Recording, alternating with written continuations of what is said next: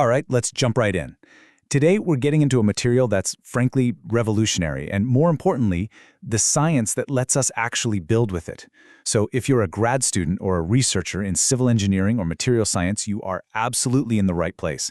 We're going to be talking about how we can predict behavior of these advanced composites and why that is so critical for building the future. So let's just start with a fundamental engineering puzzle. We all know concrete. Great under pressure, but pull on it and it's brittle, it snaps. But what if you had a type of concrete that could actually stretch, that could deform and bend, holding itself together even when things get crazy? How would you even begin to design with that? How could you possibly predict its behavior in a billion-dollar project? Well, that material is called an engineered cementitious composite, or ECC for short. And the key phrase to lock onto here is strain hardening. Now, instead of one giant crack forming and then catastrophic failure, ECC creates this whole network of tiny, controlled microcracks. This lets it absorb an absolutely incredible amount of energy and deform, a lot like a ductile metal would. It's concrete that behaves like steel. Okay, so here's the game plan for this explainer. We're going to talk about why we even need to model these new materials in the first place. Then we'll look at the two big ways to do it, the phenomenological approach and the multi-scale approach. After that, we'll see how they stack up in actual tests, and finally, we'll talk about what's next for the field. So let's get into it. First things first, why go through all this trouble? Why can't we just, build stuff and see if it falls down? Yeah, the simple answer is that building a full-scale bridge or a seismic damper just to test out a new material is unbelievably expensive, it takes forever, and honestly, a lot of the time, it's just plain impossible. We need simulations that are so accurate and so trustworthy that we can gain the confidence we need to actually use this stuff in the real world. And this need for predictive power is really the heart and soul of this concept called Integrated Structures and Materials Design, or ISMD. It's a really cool top-down way of thinking. You start with what you need the final structure to do, let's say survive a massive earthquake. Then you work backwards to figure out what kind of material properties you need, like, say, super high ductility. And then you go all the way down to the micro level to engineer the material's guts, the fibers, their coatings, the matrix, to actually deliver those properties. And what's the critical link holding that entire chain together? A quantitative constitutive model. That's the engine. So, when it comes to modeling ECC, you've basically got two main schools of thought. First is the top-down phenomenological approach. This one's all about the big picture, the overall behavior. The second is the bottom-up, multi-scale approach, which tries to build the material's response from the fundamental physics of all its little parts. They're different for sure, but as we'll see, they're both incredibly important.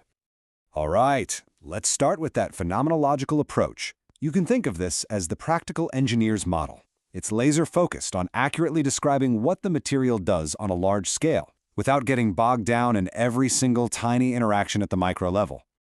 Now, what's really clever about this is the core idea. The model basically says, look, all those thousands of tiny microcracks happening, let's just treat their combined effect as a single smeared-out strain. Now, for anyone here with a mechanics background, that should sound really familiar. It's almost exactly how we model plastic deformation in steel. And that makes it way easier to plug into the standard finite element software we all use for structural analysis. Okay, let's completely flip the script now and look at the multi-scale approach. This is where we really get into the deep science of the material. Instead of just describing the final result, this approach wants to build the composite's behavior from its most basic, fundamental ingredients. And this slide, this just brilliantly shows the power of that IMSOD concept. The model literally connects the decision you make at the nanometer scale, like the chemical coating you put on a single fiber, all the way up the chain to how a full-size structural beam is going to perform. It shows how the bond between a fiber and the matrix ultimately decides how a building will handle an earthquake. This is the dream, right? This is true targeted material design from the ground up. So, we have these two really elegant theories. They sound great, but the million-dollar question for any engineer, for any researcher is always, do they actually work?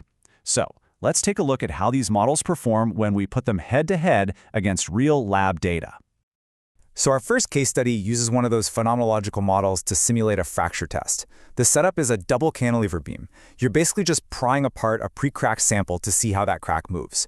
What the experiment showed was this huge zone of diffuse microcracking, which is exactly where ECC gets its incredible toughness from. So looking at the results, the model did a great job qualitatively. It totally predicted that large spread-out damage zone, and it confirmed that microcracking was the main way it absorbed energy. But, and this is a big but, it overestimated the peak load. It thought the beam was stronger than it actually was. That's a really interesting clue. It suggests that while the model gets the big picture right, it might be missing a piece of the physics. Okay, next up, a much, much harder challenge. We're going to predict how an ECC beam would hold up under the brutal back-and-forth push and pull loading of an earthquake. This is a super complex, real-world scenario where dissipating energy is everything. And in this case, the phenomenological model performed exceptionally well. I mean, it beautifully captured the shape of those hysteresis loops, which is just a visual of how the beam is dissipating energy, and it predicted the exact pattern of cracking damage right near the base of the beam, just like they saw in the lab. This is a huge, huge win. It's a massive validation of the model's usefulness for seismic design. This comparison is it's striking. When simulating a high-speed impact, the model predicted that the ECC slab would respond with this nice, diffused, low-level strain. But for the standard fiber-reinforced concrete, it predicted a huge concentration of strain, leading to a brittle failure. And that is exactly what happened in the real world. The ECC showed widespread microcracking, and the regular FRC basically just shattered. Okay, for our last case study, let's go back to that little discrepancy we saw earlier, the model overestimating the strength of the material. This happens a lot in situations where shear is the critical factor. And this is where the multi-scale model gets its chance to really shine. So here is the crucial point, the aha moment. The phenomenological models tend to assume that cracks only open up, right?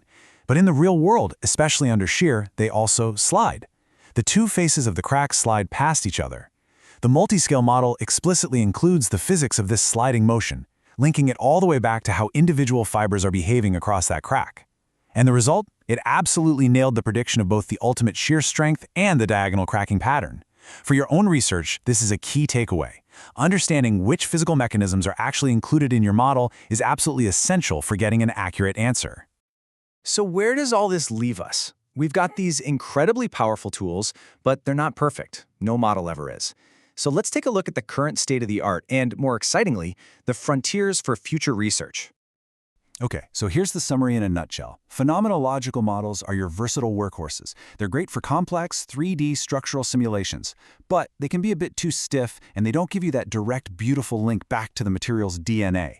Multi-scale models, on the other hand, offer that physical transparency, which is the key to material design, but they need more development to handle the same kinds of complex dynamic loads that the other models can. For all of you working in this field, these areas for development, that's your next research paper, that's your thesis. And this is why this work really, really matters. As these models get better and better, they break down the barriers to actually adopting these incredible materials like ECC. This work is the bridge that connects a brilliant discovery in a lab to a safer, more resilient structure in the real world. And I'll leave you with one final thought. This whole thing is about way more than just concrete. It's about building a truly predictive science of materials. If we can actually model a material from its fundamental physics all the way up to its structural performance, what are the limits? What kind of intelligent, self-healing, resilient infrastructure could we design next?